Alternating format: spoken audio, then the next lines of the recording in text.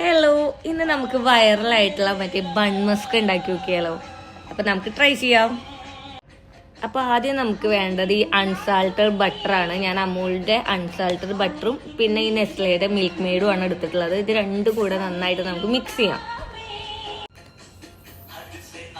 ഇനി നമുക്കിതെല്ലാം കൂടെ ഒന്ന് മിക്സ് ചെയ്യണം. ഓക്കെ, വാനില ബണ്ണ് ഉണ്ടാക്കാൻ പോവാണ്. അപ്പോൾ മിക്സ് ചെയ്ത് വെച്ചിട്ടുള്ള നമ്മുടെ ബട്ടറും മിൽക്ക് മെയ്ഡും കൂടെ നമ്മൾ നന്നായിട്ട് അങ്ങോട്ട് ഫില്ല് ചെയ്യണം കേട്ടോ.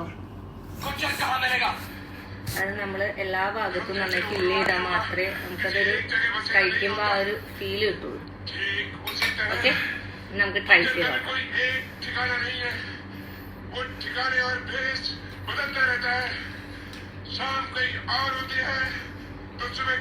അടിപൊളി കേട്ടോ.